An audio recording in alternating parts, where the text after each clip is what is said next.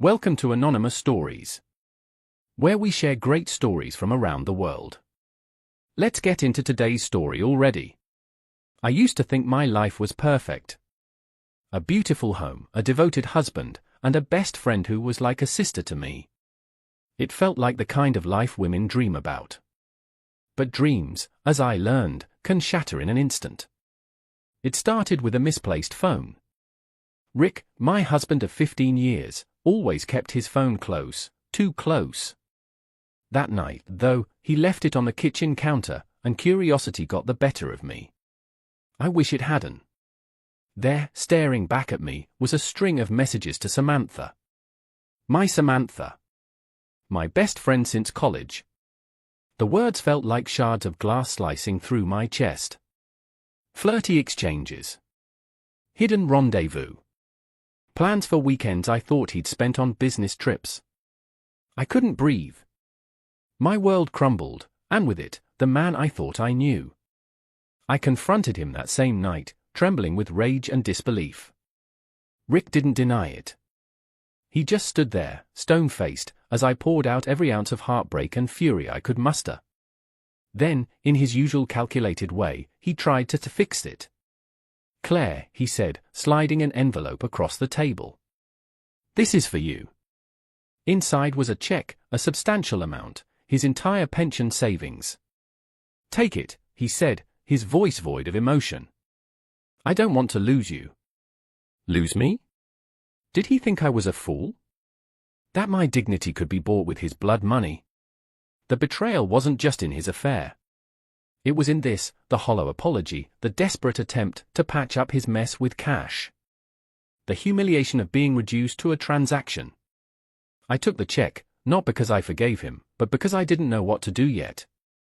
I needed time to think, to plan, and maybe, just maybe, to strike back.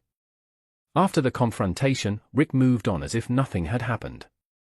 He carried on with his life, making hollow promises and empty gestures, convinced that his pathetic bribe had silenced my anger. But it hadn't. It burned inside me, growing stronger with each passing day. Revenge became my solace, my reason to endure the humiliation and betrayal. But what kind of revenge could truly hurt a man like Rick, a man so cold, so calculative, so convinced of his own power? That's when I thought of Ethan, his golden boy. Ethan Reynolds, Rick's son from his first marriage, was everything his father admired: ambitious, charming, and fiercely independent. Unlike Rick, though, Ethan had a warmth to him, a kindness that made him approachable. He'd always treated me with respect, even affection. And now, he was my way in. It started subtly, a casual text here, a dinner invitation there. Ethan was polite, even hesitant at first, likely sensing the tension in the house. "Are you and Dad okay?" he asked me one evening as we sat on the patio, sipping wine under the soft glow of the garden lights. I gave him a sad, rehearsed smile. "We're working through some things," I said, my voice heavy with unshed tears. Ethan's concern was immediate. He leaned forward, his brows furrowed, and for a moment, I almost felt guilty. Almost. As weeks passed, our conversations grew deeper, more personal. I opened up about Rick's betrayal, not everything, just enough to draw Ethan closer. He listened intently, his anger toward his father surfacing in small, telling ways. "He's always been selfish," Ethan admitted one night, shaking his head. "He doesn't know how to value people." And that was the opening I needed.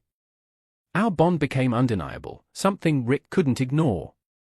He started to notice the lingering glances, the private jokes, the shared moments that excluded him. I saw the flicker of unease in his eyes, and for the first time since discovering his affair, I felt a glimmer of satisfaction. But this was only the beginning. My plan was far from complete. Ethan was my way in.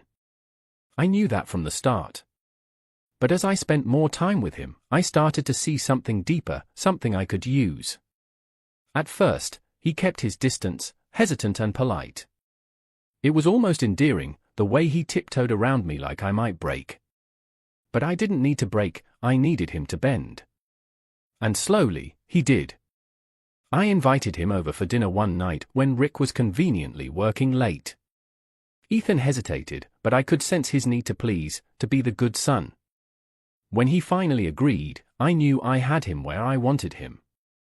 The evening was perfect, just the two of us. I wore a simple black dress, nothing too flashy, but enough to make him notice. I cooked his favorite meal, something Rick never bothered to remember. We talked about everything, his childhood, his ambitions, even his strained relationship with his father. Ethan had always resented Rick in quiet, unspoken ways. It wasn't obvious, but in the way he tensed at his father's name, the way his jaw tightened when I mentioned Rick's dismissive attitude, I could tell. And I used that. After dinner, we sat on the couch with glasses of wine. The room felt warm and intimate, the kind of atmosphere that made people lower their guard. I reached out and placed my hand on his, a small gesture but enough to make him look at me. "Ethan," I said softly, letting my voice carry just the right amount of vulnerability. "I don't know what I'd do without you." His eyes widened, and for a moment, I saw the conflict there, the hesitation, the guilt. But there was something else, too, something he couldn't hide. I held his gaze, giving him time to process, to question, to want. In the days that followed, he tried to pull away.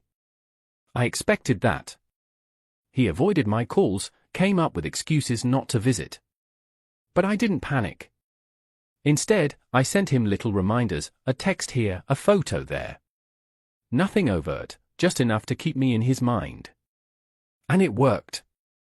Slowly, he came back. Each time, he stayed a little longer, let his guard down a little more. I could feel the power shifting, the walls crumbling between us. Ethan didn't realize it yet, but he was already mine. And with him, so was Rick's carefully constructed world. It happened on a night that seemed ordinary. Rick had invited a few friends over for dinner, including Samantha. My stomach churned at the sight of her stepping into my home, her laugh ringing through the halls like nails on a chalkboard. But I kept my composure. Tonight wasn't about her. Ethan arrived late, looking uneasy as he stepped inside. He avoided my gaze, his discomfort almost palpable.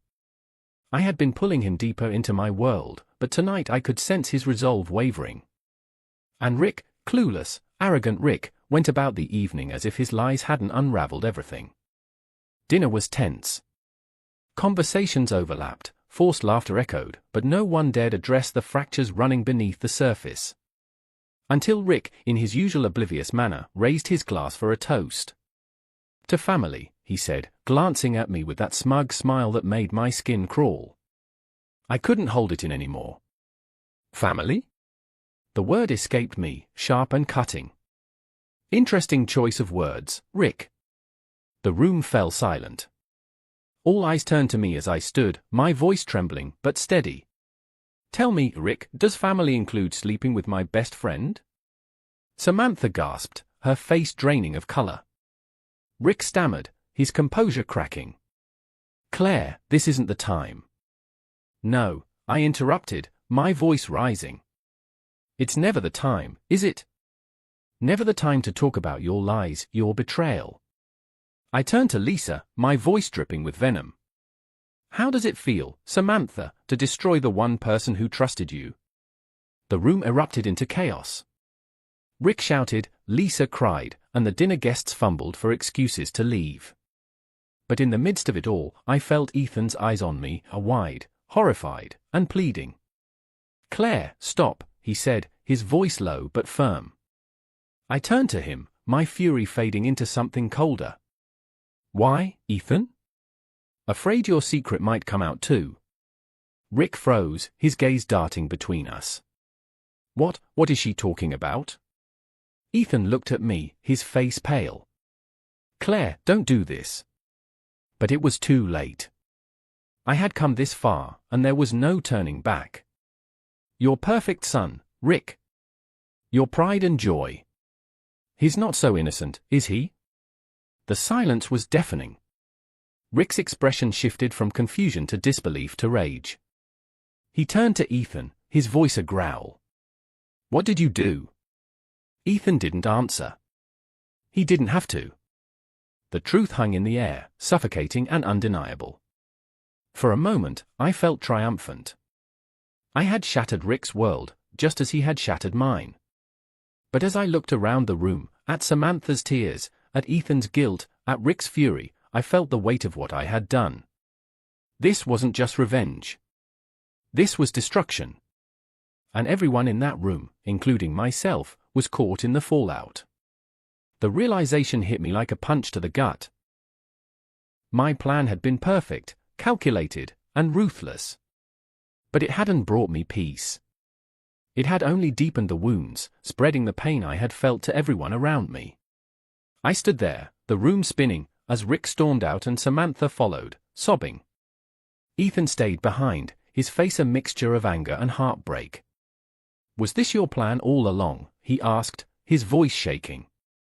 I couldn't answer. I didn't know anymore. All I knew was that my revenge had come at a cost I hadn't anticipated, a cost none of us could afford. The house was eerily quiet after they left. The kind of silence that presses down on you, making you question your every breath. I stood there, staring at the empty space where the confrontation had taken place, feeling hollow. Ethan had stormed off, too. His eyes were filled with confusion and anger, but there was something else in them, betrayal. Was I too far gone? Had I really broken him, too? Rick had left without a word, but I knew he would never look at me the same way again. The shame in his eyes, the way he barely seemed to care about the wreckage, made it clear. It wasn't just about his affair anymore. It was about everything, about the way we had both failed each other. Samantha, that snake of a best friend, had run off as soon as I'd exposed her. Her sobs echoed through my mind as I watched her leave, and for a moment, I wondered if I had ever really known her. Or if I had simply been too blind to see what she truly was. The anger that had burned in me for so long had fizzled out. The fire had consumed everything in its path, and now all I had left was the aftermath, charred memories and broken trust. I sat on the couch, my body numb, my mind racing. Was this revenge? Was this justice? Or had I simply destroyed everything I had ever known, only to end up with nothing? I thought about Ethan's face when he looked at me, the pain in his eyes. My own son, my stepson, caught between the wreckage of my actions. And in that moment, I realized the cost of my revenge. It wasn't just about Rick or Samantha or even Ethan. It was about me. I had wanted to tear everything down. But in the end, I had torn myself apart. I never wanted to admit it, but the truth was undeniable. The cycle of pain that started with Rick's betrayal had only grown larger and more destructive with each passing day. And now, it wasn't just him I was hurting, it was everyone. I glanced at the shattered pieces of my life, wondering if they could ever be put back together. And yet, there was something I couldn't ignore, something that was both terrifying and liberating at once. Revenge never truly heals. It only feeds the wound, letting it fester until it consumes you. So here I am, staring at the wreckage of my own making, wondering if there's any way out. The pain is still there, but so is the question, is it too late to undo the damage? Or am I bound to this endless cycle, forever chasing the ghosts of my own mistakes? Perhaps that's the true lesson here. Sometimes, the cost of revenge is far more than we could ever anticipate. And once the damage is done, the only thing left is the quiet aftermath, the lessons we choose to learn or ignore. What happens when the revenge you seek ends up being the thing that destroys you? Maybe that's a question we all need to ask ourselves before it's too late. Months have passed since the night everything came crashing down. Time, they say, heals all wounds, but I know better now. It doesn't heal. It simply forces you to learn to live with the scar, to hide the pain beneath layers of routine and appearances. Rick and I haven't spoken since that night. I don't even know if I want to. He's gone physically, but the memory of his betrayal still clings to me like a shadow I can't shake. We went our separate ways, and maybe that's for the best. I don't need him in my life anymore. I'm starting to believe that, even though I'm not sure what my life would look like without him in it. Samantha, she was never really my friend, was she? After everything, I learned that betrayal doesn't just come from lovers, it can come from the ones you trust most. She left without a word, disappeared from my life as easily as she had entered it. I don't miss her. I don't think I ever really knew her. And then there's Ethan. My stepson, the one who got caught in the crossfire of my revenge. I can't undo what I did to him, no matter how much I regret it. He stopped talking to me after the confrontation. I tried to reach out, to apologize, but the words felt hollow. The trust we might have had, it's gone. Forever. I wonder sometimes if he's better off without me. I wonder if I am. But I know one thing for sure, he'll never see me the same way again. And that's something I'll have to live with. As for me, I'm still figuring it out. The world around me has moved on, and so must I. I find myself looking in the mirror these days, wondering who I am now. The woman who once had everything, the perfect husband, the perfect life, only to throw it all away. Maybe I'm stronger for it. Maybe I'm just broken. But life goes on. The silence is no longer so heavy. The questions are still there, lingering in the back of my mind. Was it worth it? Was revenge really what I needed to heal? Was I seeking justice, or was I just feeding my own pain? I don't know if I'll ever have the answers. But I've learned something important, something I can't unlearn. Revenge isn't sweet. It's never sweet. It doesn't fix anything. It only creates more destruction, more chaos, more regrets. If there's one thing I can hold on to now, it's this: the only thing stronger than the pain of betrayal is the power of forgiveness. Not for others, but for yourself. Maybe one day, I'll be able to forgive myself for what I've done. But for now, all I can do is live with the aftermath. And learn from it. Maybe that's the only redemption I can hope for. If you've been following along with my story, I'd love to hear your thoughts. What would you have done in my place? Do you believe that revenge is ever truly worth it? Don't forget to subscribe to the channel for more stories like mine. And remember, sometimes the hardest person to forgive is yourself. Thanks for listening.